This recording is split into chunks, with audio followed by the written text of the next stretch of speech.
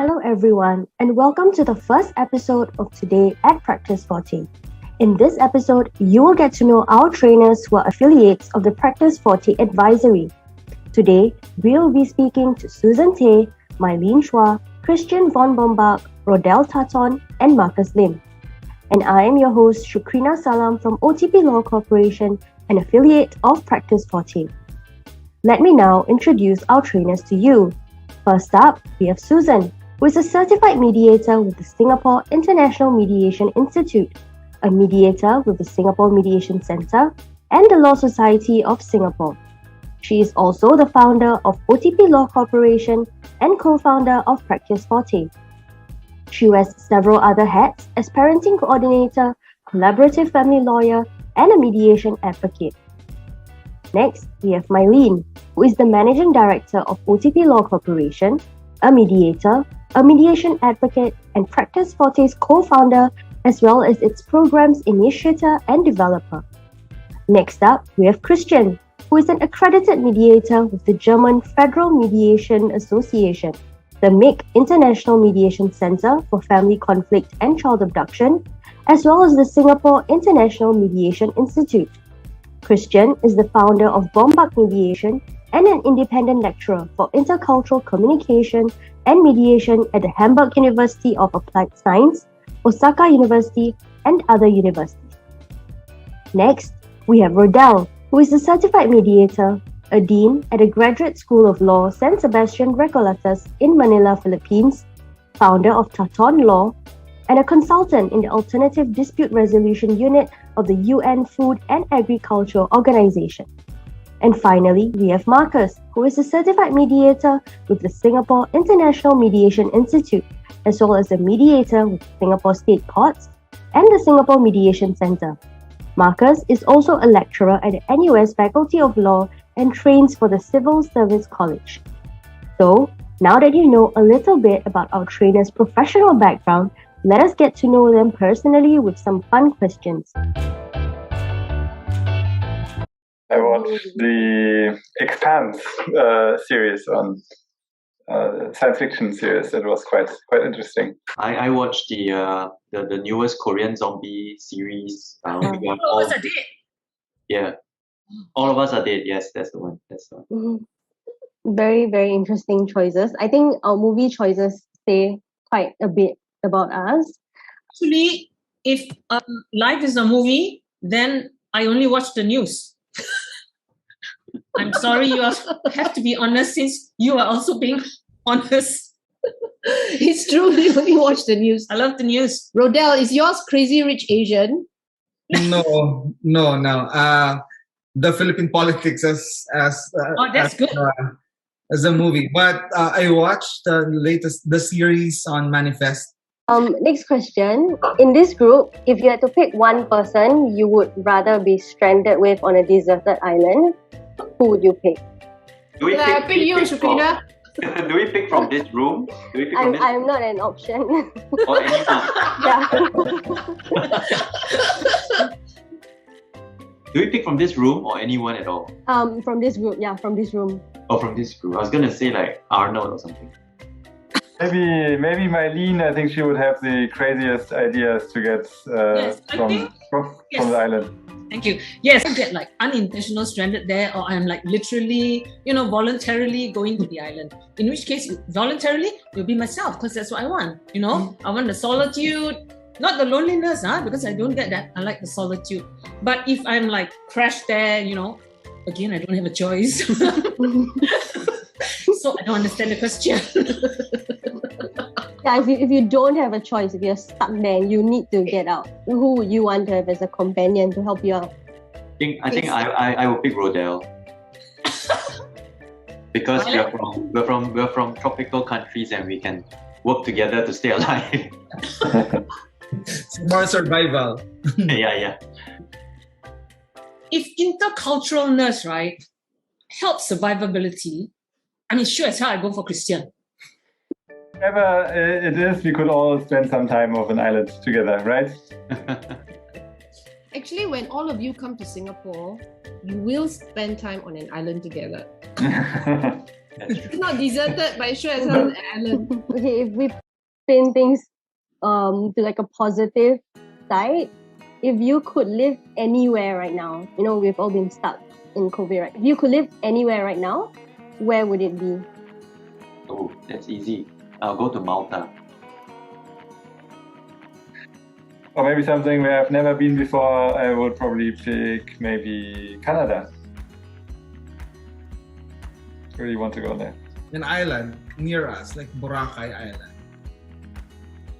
Right, after COVID and after seeing so many things and feeling so many things, and I think where I would like to be is in a better version of myself. Wow. Wow. Wow. Wow. Okay, everybody wants to train with her now. Okay, so we have some very philosophical answers and like physical places. But we are a very good mix. There's always philosophical, there's always practical, because you can't live without either, Yeah, and there's just some nonsense, because sometimes you just need nonsense.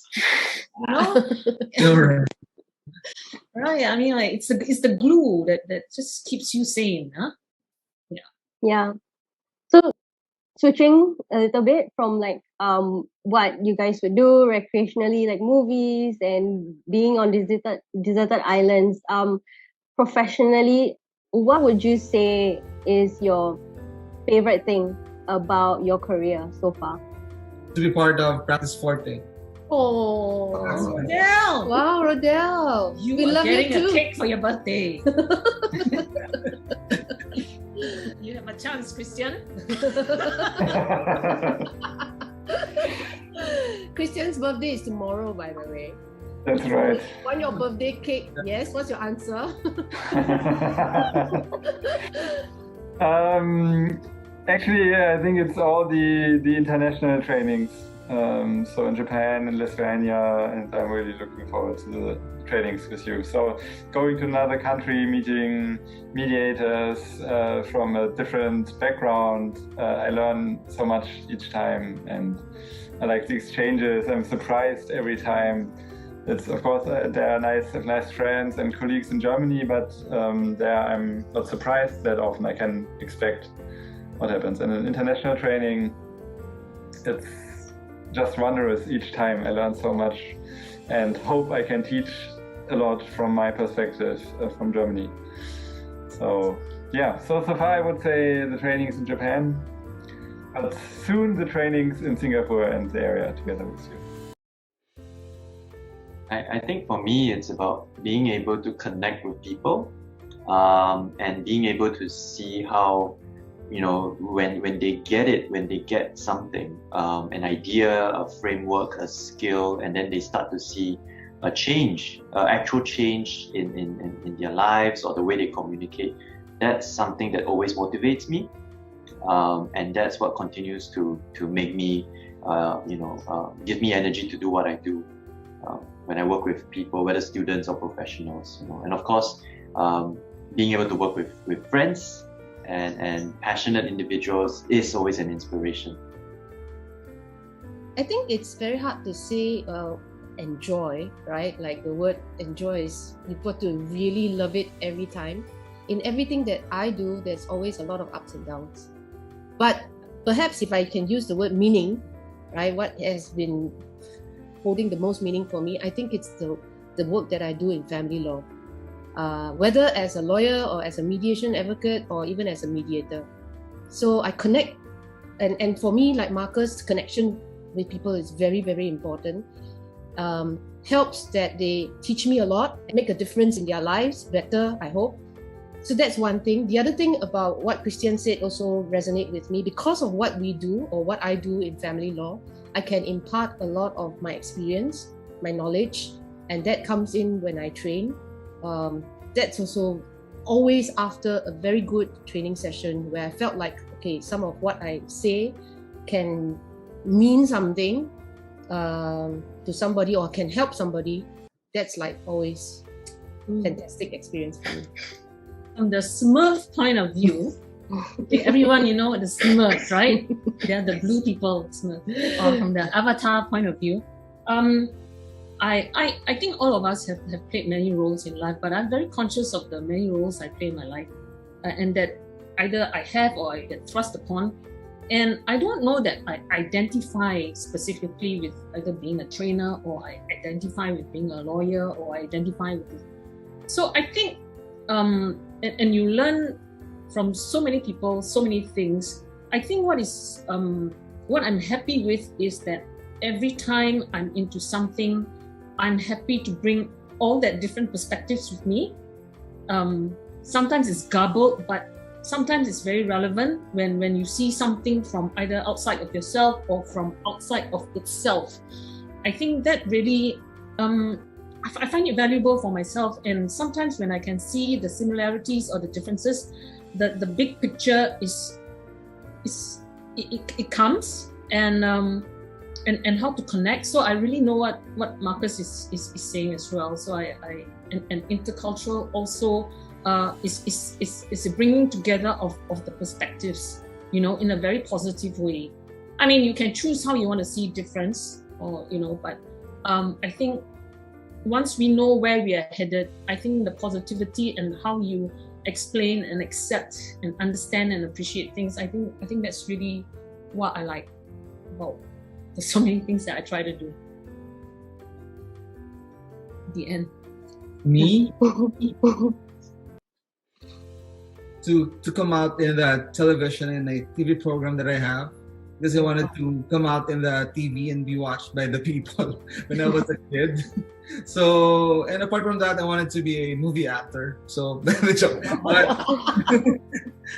but honestly, yeah, we make our own movie. That's what we do.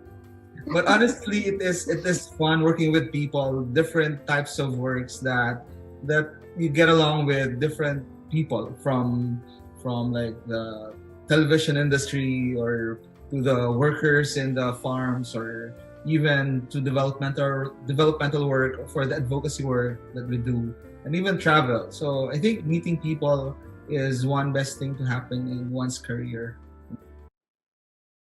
If you guys could go back in time, what year would you like to travel to? So 2010. Oh, that's so specific. Okay, why? Because I did a 3-month internship with Banyan Tree, and I could pick any resort I wanted to do the internship with, and I picked the Maldives. So I spent 3 months on an island in the Maldives, or Maldives, working with the marine lab, growing corals, saving baby turtles, feeding manta rays, stingrays, and snorkeling, scuba diving every day. So also where I met my wife. So Yeah. best 3 months of my life, and I will definitely go back there if I can. Maybe any historic event you'd like to experience, or any person in history you'd like to meet. Maybe not one specific, but again, I'm interested in history, and I would like to experience some historic times and events and see how it goes. Actually, in Germany, there are many medieval festivals on castles and stuff. And when I was younger, actually, I went with my brother and friends. We went to these festivals and wearing costumes. So I think medieval times, I would like to see how it really was. Christian, I'm so surprised. That shows you how much we talk to each other about nonsense. But this is the first time I hear, because I'm also very interested in medieval history. But if I had to travel back, but from the multi-perspective point of view, is also a horrible time.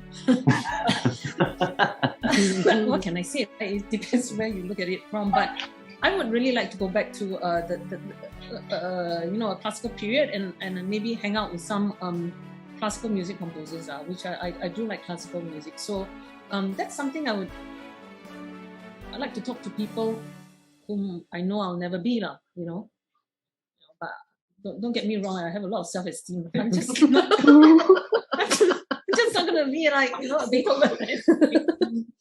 But I like to talk to them. It would have to be in English, and listen to them. Be truthful without words. Yeah. This is a very hard question for me, Shukrina, because I kind of don't really look back so much. Yeah, so I don't have a favorite time in history. I just feel like, okay, maybe for fun, if I can be Empress Dowager for the day, then that day lah, That's good. How about in the other than future, Susan? A point in the future.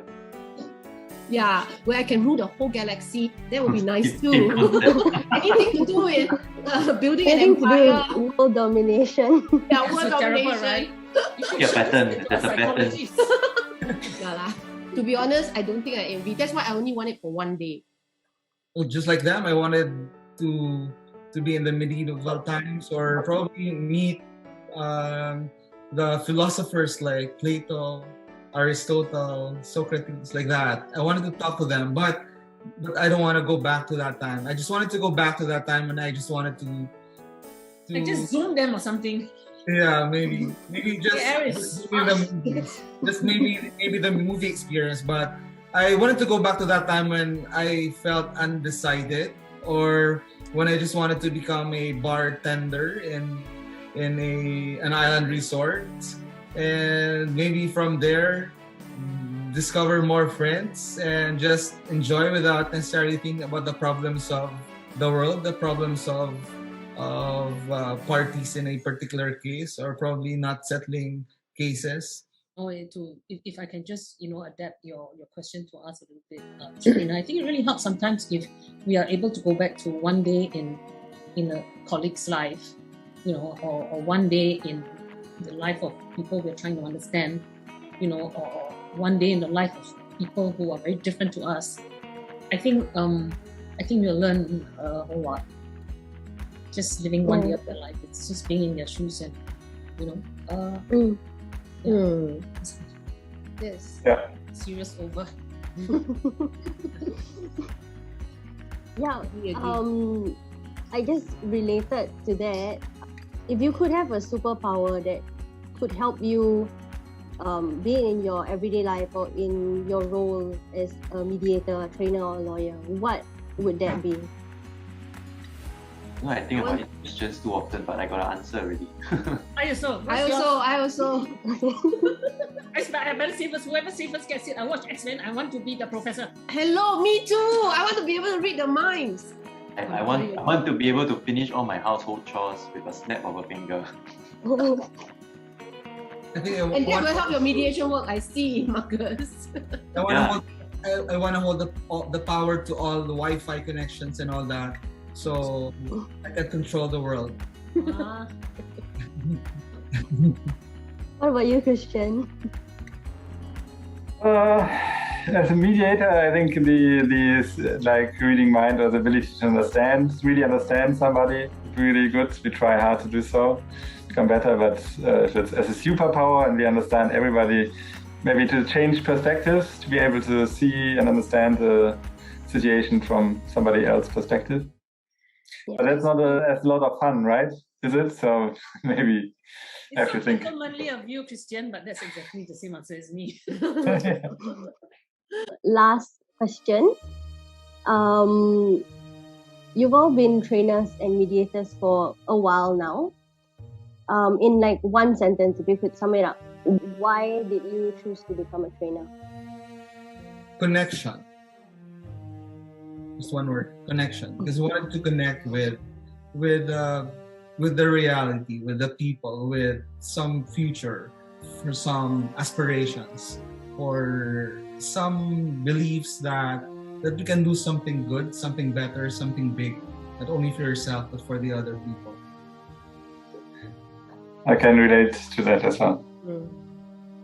At this point in our lives, perhaps it's time to. I think it's also mentoring, sharing, yeah. For me. I'm gonna cheat a little bit, and my word is fun, but it stands for FUN, and F is fulfilling for the reasons said above. U is unique, every session is special, and N is for nourishing, because it really gives meaning to the work when you see people able to benefit from it. But at the end of the day, it's still fun. That's why I do it. I can relate to all of what you said and agree. I think I like the connection, but to say, if I try my own words, I would say